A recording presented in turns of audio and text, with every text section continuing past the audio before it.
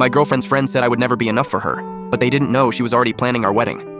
Winona's inner circle consisted of 3 trust fund princesses who treated me like something unpleasant they'd stepped in. Celeste, whose daddy owned the biggest law firm downtown. Imogen, whose family controlled half the real estate empire in the city.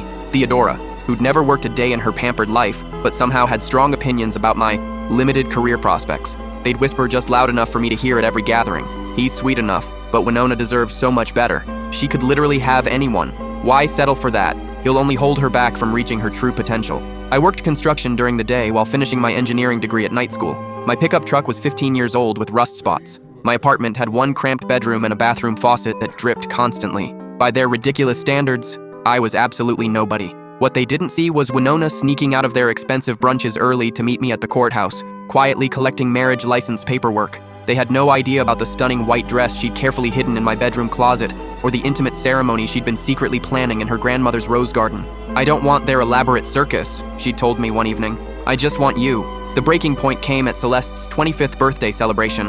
I'd worked a brutal double shift and arrived late, still smelling like sawdust and honest sweat. The 3 of them immediately cornered me by the marble bar. "Look," Theodora began, swirling her expensive champagne. "We genuinely care about Winona's happiness. You seem nice enough, but she needs someone who can actually match her ambition level. Someone truly in her league," Celeste added with fake sweetness. I nodded politely and excused myself to find Winona. She was standing on the moonlit terrace, phone pressed to her ear. "Yes, exactly 24 white roses," she was saying softly. "For Saturday morning delivery." Imogen suddenly appeared beside me like a vulture. "Planning another modest date night? How perfectly quaint." Winona turned around, spotted us both, and smiled brilliantly. "Actually, I'm finalizing our wedding reception details." The silence was absolutely deafening. "Wedding?" Celeste's voice cracked audibly. Winona pulled out her phone, proudly showing photos of our courthouse appointment, the reception venue, even her hidden dress. "This Saturday morning, small ceremony, just immediate family. But we're your closest friends,"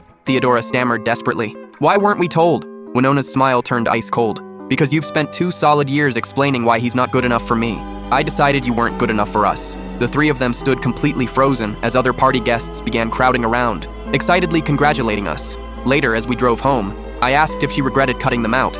"Never," she said, reaching for my calloused hand. "They saw your old truck and construction boots.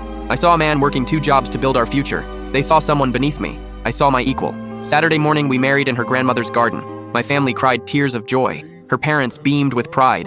And somewhere across town, 3 former friends probably wondered how they'd misread everything so completely.